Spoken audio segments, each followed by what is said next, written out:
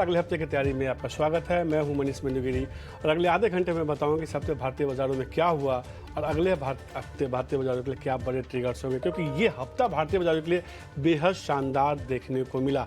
हमने देखा कि निफ्टी लगातार कोशिश कर रहा था उसके पहले हफ्ते में कि बीते हफ्ते में कि मजबूती दिखाने की, लेकिन रिकॉर्ड ऊंचाई से लगातार फिसल रहा था। लेकिन इस हफ्ते एक जोरदार तेजी देखने को मिली।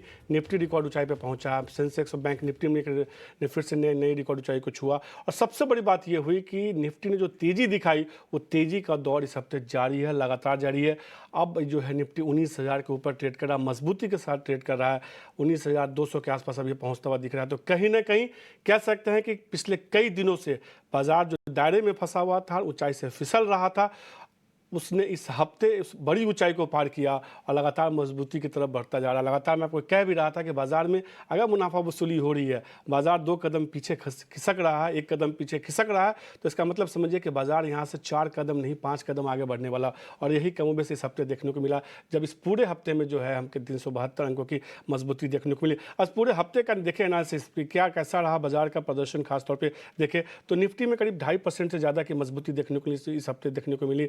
इसके अलावा आप Nifty S&P small cap index देखिए, वहाँ करीब 2% की मजबूती की देखने को मिली। मैं इंडेक्स की बात कर रहा हूँ, स्टॉक्स के बारे में आपको आगे बताऊंगा। इसके अलावा निफ्टी मिड कैप इंडेक्स देखिए, वहाँ करीब 2% की मजबूती देखने को मिली। निफ्टी फार्मा इंडेक्स देखिए, वहाँ करीब 4.5% की मजबूती देखने को मिली। इसके अलावा ऑटो, कोई ऐसा इंडेक्स नहीं था इस हफ्ते जहाँ मजबूती देखने को नहीं मिल रही थी। निफ्टी ऑटो इंडेक्स देखिए, वहाँ करीब 4% की मजबूती देखने को मिली। निफ्टी IT इंडेक्स में करीब 3% की मजबूती देखने को मिली। निफ्टी PSU करीब 3%, Nifty metal, IT realty, banking, her index देखिए इस हफ्ते एक शानदार मजबूती देखने को मिली। ये तमाम ऐसे इंडेक्स है जिसकी इस हफ्ते मजबूती देखने को मिली। क्रॉस द बोर्ड पूरे बाजार में इस हफ्ते तेजी देखने को मिली, चाहे स्मॉल कैप हो, मिड कैप हो या लार्ज कैप हो। तीनों इंडेक्सेस में देखिए करीब 2% से लेकर 3% की मजबूती देखने को मिली। सेक्टोरल में जैसा कि मैंने आपको बताया, तमाम ऐसे सेक्टर्स थे जहां अच्छा परफॉर्मेंस देखने को मिला। खासतौर पर फार्मा, ऑटो में कई सारे पॉजिटिव ट्रिगर है। उसकी वजह से हमने देखा ऑटो इंडेक्स में एक अच्छी मजबूती देखने को मिली। फार्मा शेयर ने जो है पूरे बाजार की सेहत को सुधारा। IT इंडेक्स सबसे अच्छी बात है कि इस हफ्ते एक अच्छी मजबूती दिखा 3-3.5% की मजबूती देखने को मिली। और बीते हफ्ते जब मैं अगले हफ्ते की तैयारी कर रहा था तो ये आपको बताया था कि IT शेयर पर भी थोड़ी नज़र बना के चल सकते हो। इस हफ्ते हमने देखा कई सारे IT स्टॉक्स मजबूती दिखाया, एक अच्छी मजबूती दिखाई। इस पर आगे हम चर्चा करेंगे और समझने की कोशिश करेंगे कि IT स्टॉक्स में क्या करना चाहिए। कुछ स्टॉक्स देखिए निफ्टी के जहाँ पे एक अच्छी मजबूती, मेटल, रियल्टी, बैंक, FMCG, सब में एक शानदार तेजी देखने को मिली। अब कुछ स्टॉक्स देखिए इस हफ्ते जहाँ एक अच्छी मजबूती देखने को मिली। इंडसइंड बैंक निफ्टी का इस हफ्ते टॉप गेनर बनता हुआ दिखा, वहाँ करीब 8% की मजबूती देखने को मिली। सन फार्मा में करीब 5.5% की मजबूती, महिंद्रा एंड महिंद्रा में 5% की, और डॉक्टर रेड्डीज में करीब 5% की मजबूती देखने को मिली। टाटा मोटर्स में भी इस हफ्ते हमने एक अच्छा रुझान बनते हुए दिखा। लेकिन कुछ सेक्टर्स थे, जो स्टॉक्स थे जो परफॉर्म नहीं कर पाए। BPCL, ग्रासिम जैसे स्टॉक्स थे जहाँ पे हमने बहुत ज़्यादा तेजी नहीं देखने को मिली। FNO में कई सारे स्टॉक्स थे जिसमें इस हफ्ते हमने एक शानदार रैली देखी, और वो पूरे हफ्ते का अगर चार्ट देखें तो अच्छी मजबूती देखा।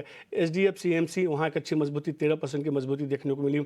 आदित्य बिरला कैपिटल, वहाँ करीब 12% की मजबूती देखने को मिली। बायोकॉन जैसे स्टॉक्स थे जो इस हफ्ते काफ़ी मजबूत होते हुए दिखे, वहाँ करीब 12% की मजबूती। महिंद्रा एंड महिंद्रा फाइनेंशियल जैसे स्टॉक्स थे जहाँ एक अच्छी खरीदारी देखने को। आदित्य बिरला कैपिटल एक अच्छी मजबूती दिखाता हुआ इस हफ्ते दिखा। इसके अलावा बायोकॉन जैसे स्टॉक्स, महिंद्रा एंड महिंद्रा जैसे stocks, Mahindra and Mahindra financial में हमने करीब 10% की मजबूती देखी। तो कमोबेश पूरा हफ्ता भारतीय बाजारों के लिए बेहद शानदार रहा। जुलाई में कमोबेश ये ट्रेंड होता है कि अक्सर ये देखा गया है कि जुलाई में अधिकांश, अगर पिछले 10 सालों का ट्रेंड देखेंगे तो ज़्यादातर समय रिटर्न बेहतर ही देखने को मिलता है। तो क्या जुलाई का महीना इस बार फिर से बाजार के लिए बेहतर होगा? ये समझने के लिए अपने जानकारों के पास चलते हैं। मंदार जमसांडेकर जो है प्रिसीजन टेक्निकल हमारे साथ जुड़ चुके हैं। इसके अलावा अक्षय भागवत जुड़े हैं JM फाइनेंशियल से। इन दोनों से समझते हैं कि यहाँ से बाजार में और कितनी तेजी देखने को मिल सकती है। मंदार, इस हफ्ते तो हमने देखा कि बाजार में जो है रिकॉर्ड तोड़ तेजी देखने को मिली। कई सारे स्टॉक्स ने तेजी दिखाई, और निफ्टी ने तो जैसे वो बैठा हुआ था कि एक मौका मिले और फिर मैं बताता हूँ रफ्तार क्या होती है, और उसने यही दिखाया। एक बार हमने देखा 19,000 के लेवल को टच किया, वहाँ रुका, थोड़ा सा उससे नीचे बंद हुआ कल, और आज तो जैसे ही 19,000 के ऊपर गया एक शानदार रैली देखने को मिली। ये तेजी अब 20,000 की तरफ बढ़ चुके हैं।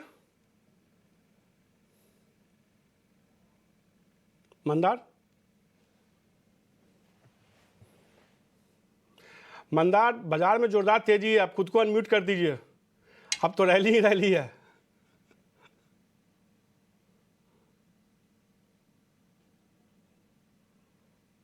अच्छा, मंदा के पास जाएंगे, उससे कुछ नेटवर्क का इशू आ रहा है।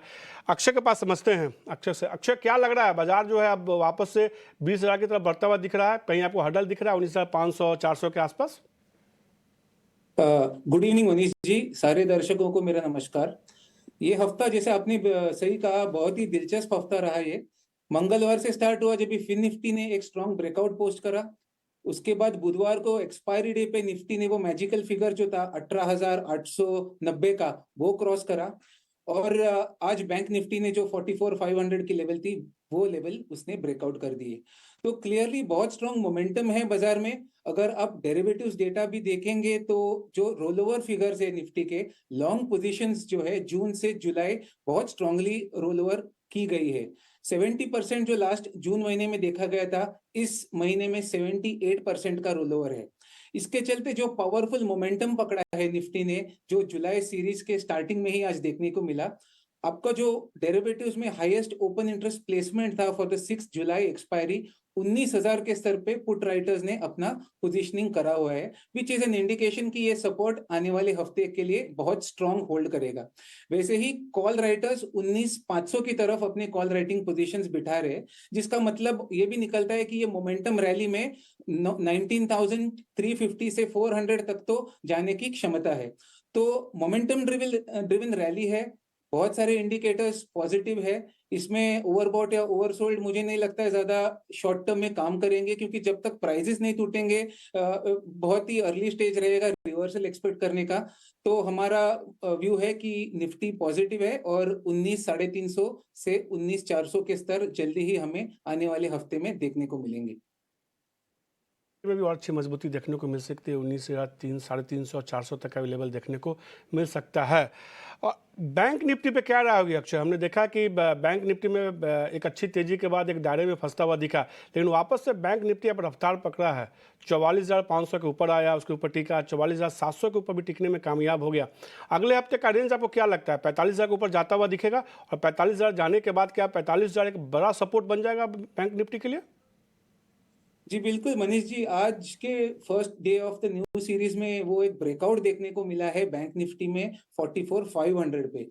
पर हालांकि उतना पावर नहीं रहा आज बैंक निफ्टी में compare to Nifty, but still price action ने वो जो एक रेजिस्टेंस का स्तर था उसको ओवरकम करा है। तो अभी ये फिलहाल 45,000 की तरफ जा रहा है, जहां थोड़े कॉल राइटिंग पोजीशंस बनाए गए हैं 6 जुलाई के एक्सपायरी के लिए। तो 44,500 पे काफी पुट राइटिंग पोजीशंस भी ओपन इंटरेस्ट में पिकअप की है, जो प्रोबेबली बता रहा है कि वहां पे स्ट्रॉन्ग राइटिंग बन रही है 6 जुलाई के एक्सपायरी के लिए, विद द एक्सपेक्टेशन की एक्सपायरी वो लेवल के ऊपर ही ट्रेड होगा। तो ब्रेकआउट हो चुका है। जो पूरा जून का जो रेंज बाउंड कंसोलिडेशन था, अगर टेक्निकली उसका टारगेट निकाले तो 45,500 तक वो टारगेट बन रहा है। तो पॉजिटिव सेटअप है बैंक निफ्टी में। और 44,500 के सपोर्ट से हम पहले 45 का टारगेट रखेंगे आने वाले हफ्ते के लिए। उसके बाद अगर वो सस्टेन कर पाए तो 45,500 तक हमें जल्दी ही बैंक निफ्टी आने वाले जुलाई सीरीज में देखने को मिल सकती है। तो सीधे तौर पर बैंक निफ्टी पे भी एक अच्छी मजबूती देखने को मिल सकती है। निफ्टी तो जिस तरह से अक्षय ने बताया कि जो है 18,350 से लेकर 18,400 19,400 350 से लेकर 19,450 तक का लक्ष्य देखने को मिल सकता है। तो सीधे तौर पर बाजार में यहाँ से और अच्छी तेजी देखने को मिल सकती है। इस हफ्ते हमने देखा कि एक बैंकिंग स्टॉक्स ने एक अच्छी रैली दिखाई खासतौर पर, और उसने कहीं ना कहीं बाजार की तेजी को सपोर्ट किया कुछ खबरों के दम पे। HDFC बैंक पे क्या राय होगी आपकी? HDFC बैंक ज्यादातर उसका जो मूवमेंट रहा ये हफ्ते में, वो था HDFC लिमिटेड और HDFC बैंक के मर्जर डेट के कारण। तो उसके चलते थोड़ा सा जो स्टॉक काफी टाइम से एक रेंज में पड़ा था, वो उसने मोमेंटम पिकअप करा। वॉल्यूम्स काफी इंप्रूव होते हुए दिखे हमने, और रोल ओवर्स भी लॉन्ग की तरफ ढंके रहे। तो अभी जो आज मोमेंटम पकड़ा है HDFC बैंक में, वो जो रिसेंट स्विंग हाई था उसका करीबन 1730, ये उसका टारगेट प्राइस बनेगा आने वाले हफ्ते में। और एक छोटा सा सपोर्ट बनेगा इसका 1675 का। तो व्यू पॉजिटिव है, पर स्टॉक काफी 4 दिन वन वे चला है। तो शायद अगर आप यहाँ से फ्रेश बाय के लिए सोचे तो जो रिस्क रिवॉर्ड का पे ऑफ है वो सही नहीं बैठ पा रहा है। थोड़ा अपसाइड जरूर है, पर फ्रेश ट्रेड अभी इसमें हम रेकमेंड नहीं करेंगे ट्रेडिंग के लिए। HDFC बैंक में एक अच्छी रैली लगातार देखने को मिली है, तो अक्षय ये मानते हैं कि फिलहाल यहाँ कोई नई खरीदारी नहीं करे, तेजी और मोमेंटम जनरेट होता हुआ दिख सकता है। इस हफ्ते तेजी और अगले हफ्ते देखने को मिल सकती है। एक शेयर और देखिए, हमने देखा कि ये नतीजों के बाद से लगातार कमज़ोर हुआ, पूरे आईटी शेयर में, आईटी इंडेक्स में कह सकता हूं मैं, इन्फोसिस, और आईटी इंडेक्स को इसने ही कमज़ोर बना के रखा। इस हफ्ते खासतौर पे आज हमने देखा इन्फोसिस में एक अच्छी मजबूती देखने को मिली और ओवरऑल पूरे हफ्ते में आईटी इंडेक्स का प्रदर्शन काफ़ी अच्छा था। क्या आपको लगता है कि अब नतीजों का सीजन शुरू होने वाला, उससे पहले आईटी की जो तेज़ी शुरू हुई है, खासतौर पे इन्फोसिस की जो तेज़ी शुरू हुई है, ये तेज़ी अभी और भी जारी रह सकती है? तो इन्फोसिस का अगर ब्रॉडर चार्ट सेटअप देखे तो अभी भी थोड़ी सी नेगेटिविटी जरूर है इसमें। आज आईटी ने जुलाई सीरीज का जो ओपनिंग है बहुत स्ट्रांग नोट पे किया है, बहुत फ्रंट फुट पे। आप बहुत सारे जो भी स्टॉक देखे सब 1.5-2% के ऊपर चले हैं।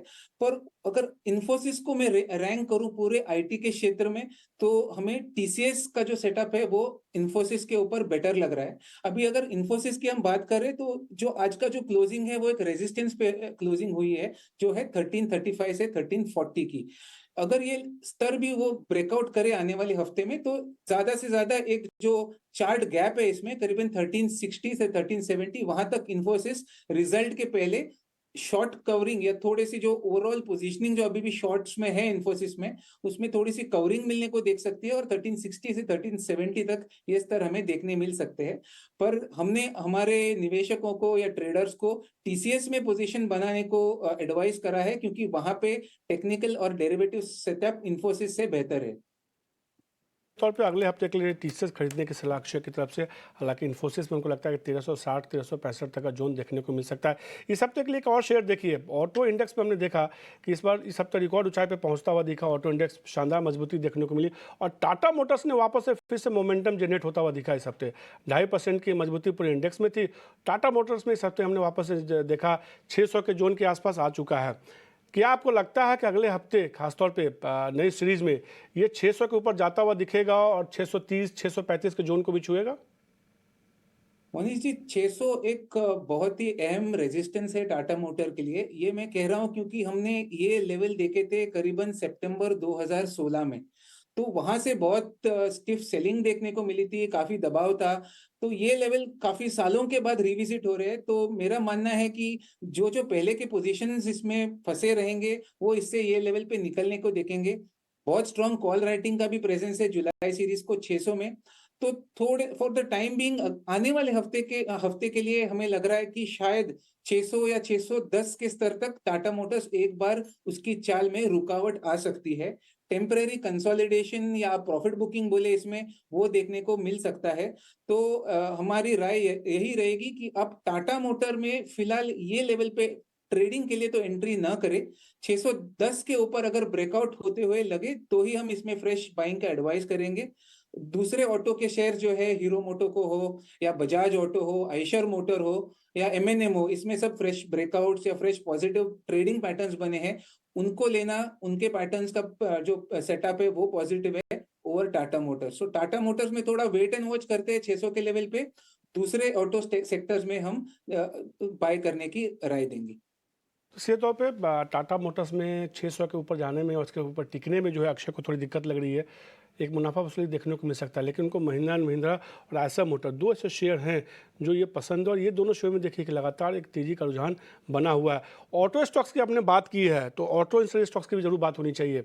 अक्षय, हमने देखा इस पूरे हफ्ते देखिए ऑटो इंश्योरेंस स्टॉक्स में जय भारत मारुति एक शानदार तेजी देखने को मिली, जेबीएम ऑटो एक शानदार तेजी देखने को मिली, राणे ग्रुप के तमाम शेयरों में हमने देखा कि सब एक अच्छी मजबूती देखने को मिली।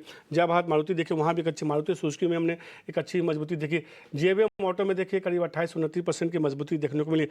आपको ऑटो इंश्योरेंस में अगले हफ्ते के लिए कोई शेयर पसंद आता है क्या? इसमें आपने जो जेबीएम ऑटो की जिक्र की है उसमें बहुत ही स्ट्रॉन्ग टेक्निकल सेटअप है। ऑल्दो अभी लास्ट 2 दिन में ये स्टॉक काफी स्ट्रांगली मोमेंटम पकड़ा है, फिर भी इसमें मेरे हिसाब से और 3 to 4% का अपसाइड देखने को मिल सकता है।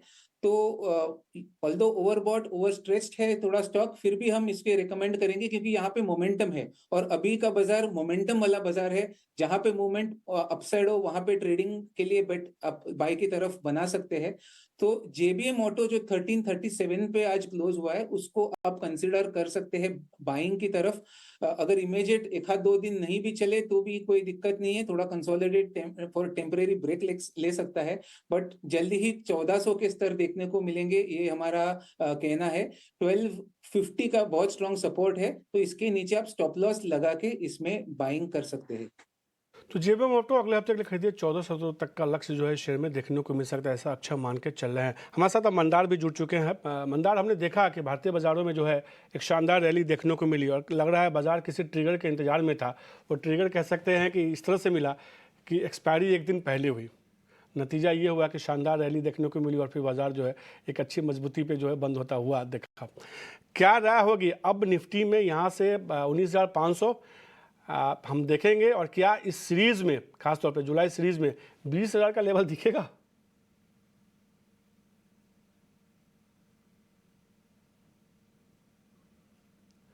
मंदार, आपने फिर से म्यूट कर लिया है, अनम्यूट कर दीजिए।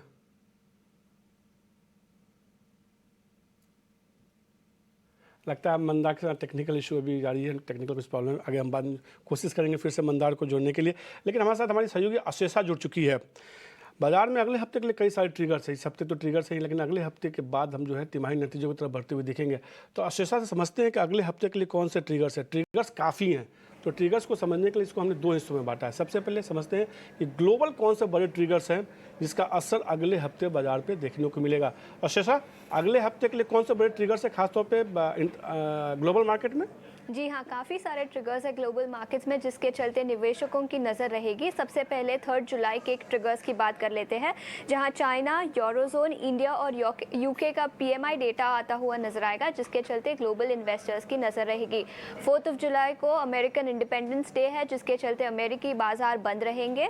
5 जुलाई की बात करें तो चाइना और eurozone services and composite PMI का डेटा भी आएगा। 6 जुलाई को यूरोजोन रिटेल सेल्स और इनिशियल जॉबलेस क्लेम्स का डेटा आएगा, जिसके चलते ग्लोबल मार्केट्स पर इम्पैक्ट देखने को मिल सकता है।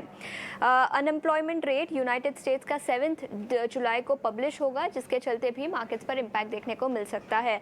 बाकी इवेंट्स की बात करें तो 1 जुलाई को रशिया डिफेंस मिनिस्ट्री के साथ वैगनर ग्रुप कॉन्ट्रैक्ट साइन करेगा, तो एक बड़ा जियोपॉलिटिकल इवेंट हो सकता है, जिसके चलते ग्लोबल मार्केट्स पर इम्पैक्ट देखने को मिल सकता है। बाकी इवेंट्स की बात करें तो 5 जुलाई को ओपेक की एक मीटिंग है, जहां ग्लोबल ऑयल मार्केटिंग कंपनीज और ओपेक प्लस के चीफ की बैठक है, वहां कमेंट्री आती हुई नजर आएगी, और इसके चलते ग्लोबल क्रूड ऑयल मार्केट पर क्या इम्पैक्ट देखने को मिलेगा और क्या आउटलुक रहेगा, उस पर भी कमेंट्री स्ट्रीट नजर करेगी। 6 जून की बात करें तो क्रूड ऑयल इन्वेंट्रीज का डेटा आता हुआ नजर आएगा, और 7 जुलाई को ESP यानी यूरोपियन सेंट्रल बैंक की प्रेसिडेंट क्रिस्टीन लगार्ड की स्पीच है। इससे ग्लोबल इंटरेस्ट रेट एनवायरनमेंट पर क्या कमेंट्री आती है, उस पर भी स्ट्रीट की नज़र रहेगी। तो ये कुछ एक इंपॉर्टेंट ट्रिगर्स अगले हफ्ते के लिए ग्लोबली जिस पे नज़र रखनी चाहिए। खासतौर पर 4 जुलाई को अमेरिकी मार्केट बंद है, तो असर 5 जुलाई को देखने को भारतीय बाजारों पर नहीं देखने को मिलेगा। SGX निफ्टी पे वो अपनी चाल चलते हुए दिखेंगे। अशेषा, लेकिन भारतीय बाजारों के लिए खासतौर पे वो कौन से घरेलू संकेत है जिसका असर देखने को मिलेगा? डोमेस्टिक क्यूज भी है, AGM की सीज़न चल रही है और अगले हफ्ते भी कुछ इंपॉर्टेंट AGMs है। Tata steel, Tata Elxsi, CEAT, ICICI Lombard, Coforge, bank of Baroda, Indian overseas banks, ये कुछ कंपनीज हैं जिनके AGMs अगले हफ्ते हैं। मैनेजमेंट कमेंट्री आती हुई नजर आएगी, जिसके चलते इन स्टॉक्स में एक्शन देखने को मिल सकता है। बाकी एक्शन की बात करें तो 3 जुलाई को अल्काइल अमाइंस ने डिविडेंड जो अनाउंस किया था, उसके लिए एलिजिबल होने के लिए 3 जुलाई को शेयर्स खरीदने पड़ेंगे, वो लास्ट डेट रहेगी। 4 जुलाई की बात करें तो कांसाई नेरोलैक ने बोनस इश्यू किया था, 1:2 के रेशियो में बोनस इश्यू डिक्लेयर किया था। Kansai Nerolac x bonus trade करेगा 4 जुलाई को। एम्फेसिस के डिविडेंड को खरीदने एलिजिबल होने के लिए उसका भी लास्ट डे रहेगा 4 जुलाई को। बाकी इवेंट्स की बात करें तो 5 जुलाई को Solara active pharma rights issue consider करेगा, ये भी एक बड़ा ट्रिगर होगा सोलारा एक्टिव फार्मा के लिए। ACC limited, Bharat forge, care ratings, LTTS सभी कंपनीज ने डिविडेंड डिक्लेयर किया था कुछ समय पहले, और इन सभी डिविडेंड के लिए एलिजिबल होने के लिए 6 जुलाई लास्ट डेट होगा। तो ये कुछ और इंपॉर्टेंट ट्रिगर भारतीय बाजारों के लिए जिस पे अगले हफ्ते नज़र होगी और इसका असर कहीं ना कहीं कई सारे शेयरों पे देखने को मिलेगा। अशेषा, शुक्रिया ये तमाम ट्रिगर्स बताने के लिए। अक्षय, हमने देखा है कि एक स्टॉक देखिए, आज हमने एक अच्छी मजबूती देखी उसमें, वो बायोकॉन है, और पिछले एक महीने का ट्रेंड देखिए कि शेयर में जो है एक रेंज में फंसता हुआ दिखा, लेकिन एफएनओ का एक टॉप गेनर शेयर बनता हुआ दिखा सिर्फ अपने एक दिन की रैली पे 8% की मजबूती के साथ आज दिन के ऊपरी स्तर के आसपास बंद हुआ है। 400 से फिसल के बायोकॉन जो है हमने देखा था कि एक समय ये 200 के आसपास आ चुका था, आधा हो चुका था, लेकिन वहाँ से एक अच्छी रिकवरी देखने के लिए बायोकॉन पे अगले हफ्ते के लिए आपको क्या लगता है? मजबूती जो आज बनी है ये जारी रहेगी अगले हफ्ते? जी बिल्कुल। बायोकॉन ने एक बहुत स्ट्रॉन्ग टेक्निकल रेंज ब्रेकआउट करा है आज, तो उसके चलते 245 से 248 का जो रेंज ब्रेकआउट का स्तर था, वहां से जो पावरफुल मोमेंटम पकड़ा है, वहां पे बाइंग भी फ्रेश देखने को मिली है। तो ये मोमेंटम अगले हफ्ते भी कैरी फॉरवर्ड होगा। हमें लगता है कि 277 से 280 देखने को मिल सकते हैं ऊपर की तरफ। तो इसमें हम बाय रेकमेंड करेंगे। डेरिवेटिव्स प्लेसमेंट की अगर बात करें तो 250 के पुट में आज काफी सारे पुट राइटिंग पोजीशंस बनाए गए हैं जहां पे ब्रेकआउट का स्तर था। तो पुट राइटर्स भी समझते हैं कि 250 बहुत ही स्ट्रॉन्ग सपोर्ट बनेगा अभी आगे जाके बायोकॉन में जुलाई सीरीज के लिए। और ये मोमेंटम रैली में जल्दी आपको, जैसे मैंने कहा, 275 से 280 का टारगेट अपने को दिखने में मिल सकते हैं। यहाँ से और अच्छी मजबूती देखने को मिल सकती है। एक शेयर जल्दी से देखिए, और एसबीआई कार्ड हमने देखा कि एफएनओ का ये शेयर जो है सबसे टॉप लूजर में से शामिल था और लगातार हमने देखा इस सबसे गिरावट देखने को मिली। अगर बीते कई दिनों का ट्रेंड देखिए एसबीआई कार्ड में, बीते कह सकते 10 दिनों से लगातार गिरावट है इस शेयर में देखने को मिली है। क्या इस गिरावट के बाद इस शेयर में आपको लगता है अगले हफ्ते थोड़ा पुलबैक रैली देखने को मिल सकता है या वापस से गिरावट का ट्रेंड रहेगा शेयर में? एसबीआई कार्ड की मैं बात कर रहा हूँ। एसबीआई कार्ड में अगर मैं प्राइस सेटअप देखूं तो एक हल्का सा सपोर्ट इसको 835 के लेवल पे दिख रहा है। तो आज 847 का इसमें क्लोज रहा है। काफी ओवरसोल्ड रहा है स्टॉक, बिकॉज जैसे आपने बराबर कहा, जून के आखिरी कुछ 8-10 ट्रेडिंग सेशन में इस पे सेलिंग का प्रेशर में काफी दबाव रहा है स्टॉक में। पर हमारा मानना है कि ये स्टॉक काफी ओवरसोल्ड है और जो मोमेंटम है बाजार में, तो ऐसी कोई बात नहीं है कि ये स्क्रिप्ट बहुत वीक है, क्योंकि जून महीने में अच्छा खासा ये स्टॉक तेजी के मोड में था। तो वापस एक रिकवरी देखने को मिलेगी जो ट्रेडिंग की रहेगी। तो आप, अगर आपको 835 के लेवल इसको आने वाले हफ्ते में मिले वापस, तो इसको आप बाय की तरफ एंटर कीजिए। आप इसमें स्टॉप लॉस बना सकते हैं 815 का, और ये जो उछाल हम एक्सपेक्ट कर रहे हैं इसमें, ये इसको टारगेट करेंगे 875 से 881 की तरफ। 15 रुपये के स्टॉप लॉस के साथ जो है एसबीआई कार्ड खरीदना है आपको। इसमें 870 से लेके 875 रुपये तक का लक्ष्य देखने को मिल सकता है। लगातार 10 दिनों से शेयर में गिरावट का ट्रेंड था। अक्षय को लगता है कि अब अगले हफ्ते शेयर में पुलबैक रैली एक देखने को मिल सकती है। और बाजार यहाँ से चलता है तो कुछ ऐसे स्टॉक्स जो बहुत टूट गए हैं वहाँ हो सकता है एक पुलबैक रैली देखने को मिले, थोड़ी रिलीफ रैली देखने को मिल सकती है। अब मंदार मेरे साथ फिर से जुड़ गए हैं, लेकिन इस बार वो फोन लाइन पे जुड़े हैं। मंदार, चूँकि लगातार आपने तेजी की बात की थी तो हमने ये तय किया था कि चाहे जो भी हो आज आपसे बात तो जरूर करेंगे और ट्रिगर तो जरूर लेंगे कि अगले हफ्ते के लिए निफ्टी और बैंक निफ्टी का रेंज क्या दिखता है। सबसे पहले निफ्टी बताइए, अगले हफ्ते आपको निफ्टी कहाँ तक जाता हुआ दिख रहा है? देखिए, निफ्टी में बहुत ही बढ़िया सा फॉर्मेशन है जो आज ब्रेकआउट बना है। ऑल टाइम हाई पे जो निफ्टी ने क्लोजिंग दिया है आज का, बहुत ही स्ट्रॉन्ग क्लोजिंग है और ये अक्टूबर 21 के बाद हो रहा है, यानी 1.5 साल, वैसे देखा जाए तो 1.5 साल के बाद इस तरीके का ये ब्रेकआउट बन रहा है। ऑल टाइम हाई पे ये निफ्टी ट्रेड कर रहा है। मुझे लगता है कि ये बुलिशनेस तो कंटिन्यू होगा। हाँ, एक बात है कि पिछले 4 दिन से बहुत ही फास्ट मूव देखने को मिली, इसलिए शायद नेक्स्ट वीक की एक आध 2 दिन शायद कंसोलिडेशन भी देखने को मिले, लेकिन ओवरऑल मुझे लगता है 19,600 के लिए निफ्टी एम करने वाला है। तो शॉर्ट टर्म का टारगेट निफ्टी का क्या होगा, तो 19,600 होगा। और नेक्स्ट वीक जो है वो मार्केट के लिए बहुत ही बढ़िया सा वीक होगा, क्योंकि उसके बाद फर्स्ट क्वार्टर के अर्निंग स्टार्ट होंगे। तो इसलिए मुझे लगता है कि नेक्स्ट वीक में बुलिशनेस तो है ही है, फिर स्पेसिफिक व्यू जरूर बनता है, लेकिन उसके साथ इंडेक्स में भी अब बुलिशनेस का एक व्यू बनता है। निफ्टी में और एक 400 पॉइंट की तेजी बनेगी और बैंक निफ्टी के केस में 1000 से 1500 पॉइंट का अपमूव हमें देखने को मिल सकता है। तो बैंक निफ्टी में यहाँ से जो है 1000 अंकों की तेजी देखने को मिल सकती है और निफ्टी में करीब 400 अंकों की है, 19,600। इसीलिए मंदार लगातार आपको हम जोड़ना चाह रहे थे। लगातार आपने तेजी की बात की थी और कम से कम अगले हफ्ते के लिए तो आपने ये सेट किया मूड कि हाँ बाजार में और अच्छी तेजी देखने को मिल सकती है। तो बाजार में अगर तेजी अगर देखने को मिलेगी तो ऐसे कौन से VIP शेयर होंगे जिस पर आपको दाव लगाना चाहिए, अब बात करते हैं।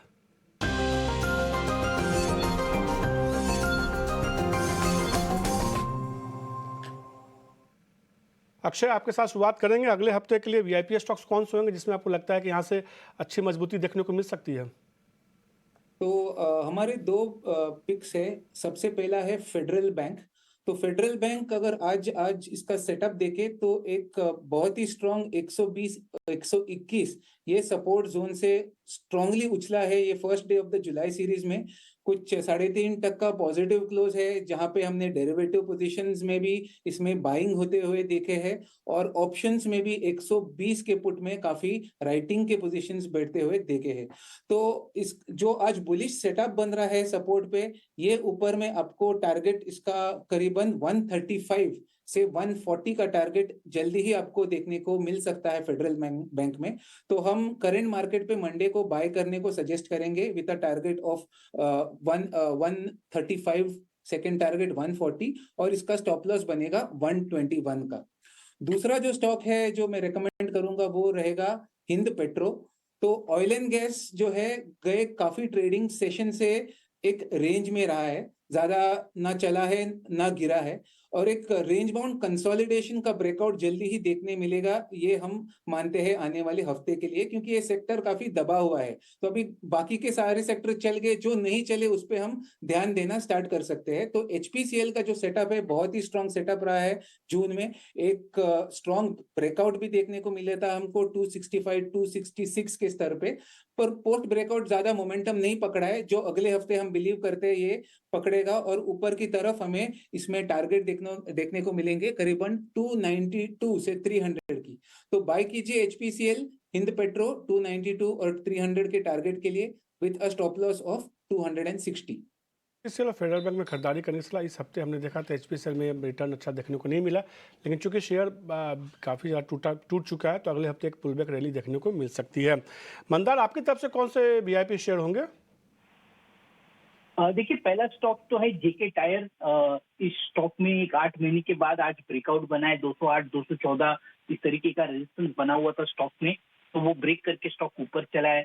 डेली क्लोजिंग पे प्लस वीकली क्लोजिंग पे भी बहुत बढ़िया लग रहा है, मंथली क्लोजिंग पे भी बढ़िया लग रहा है। इन्वेस्टमेंट के तौर से ये व्यू होगा 6 महीने के व्यू से, अगर इसमें पोजीशन अगर बाय करते हैं तो 205 का स्टॉप लॉस होना चाहिए और ऊपर में 290 का टारगेट होगा। एक ही ध्यान रखना है कि आज इस स्टॉक में बहुत ही बढ़िया सा आपको देखने को मिला था, इसलिए शायद ऐसा हो सकता है कि 235 जो करंट प्राइस है उससे थोड़ा सा करेक्ट कर ले तो जो बाइंग है वो अक्यूमुलेट करने की स्ट्रेटेजी इसमें बननी चाहिए। तो करंट लेवल पे थोड़ा बाय कीजिए। अगर इसमें करेक्शन बनता है 225 220 215 इस तरीके के नीचे की तरफ लेवल दिखते हैं तो वहां पे अक्यूमुलेट कीजिए। 205 का स्टॉप लॉस होना चाहिए। 6 महीने के व्यू से 290 का टारगेट रहेगा। और दूसरा जो स्टॉक है वो फेडरल बैंक है। फेडरल बैंक के केस में आप पिछले 8 महीने से इस स्टॉक एक कंसोलिडेशन में बना हुआ है। 120 122 के आसपास इस स्टॉक में सपोर्ट बनता है और ऊपर में 140 145 इस तरीके का रेजिस्टेंस बनता है। तो फिलहाल ये सपोर्ट पे ट्रेड कर रहा है, तो ये 120 का जो लेवल है ये मल्टीपल टाइम्स स्टॉक ने रिस्पेक्ट कर चुका है और यहाँ पे बाइंग इंटरेस्ट भी बन रहा है, इसलिए इसमें एक बाय बनेगा। 117 का स्टॉप लॉस होगा, 140 का टारगेट होगा। 140 अगर ऊपर की तरफ ब्रेक करता है तो फिर उस केस में रिव्यू करेंगे और एक लंबे अरसे के लिए अच्छा खासा मल्टीबैगर केस भी बनेगा 140 के पास। तो दोनों गेस्ट की तरफ से जो है फेडरल बैंक ऐसा शेयर है जिसको खरीदने की सलाह दी गई है।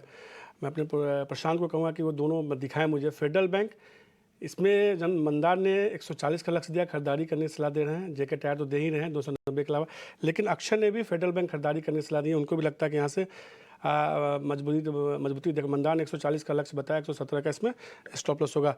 तो सीधे तौर पे जानकारों को लग रहा है कि यहाँ से फेडरल बैंक में मजबूती देखने को मिल सकती है। देखिए दोनों लक्ष्य 136 140 140 117 स्टॉप लॉस मंदार ने थोड़ा सा ऊपर कर दिया है, मंदार ने थोड़ा डीप दिया है, अक्षय ने जो है थोड़ा ऊपर का लक्ष्य दिया। तो अगले हफ्ते के लिए एक शेयर खासतौर पे फेडरल बैंक में नज़र बना के चल सकते हैं।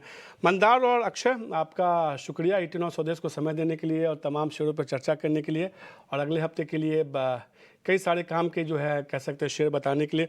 उम्मीद करते हैं कि अगला हफ्ता इस हफ्ते की तरह ही बेहद शानदार रहे। मुझे दीजिए इजाज़त, नमस्कार।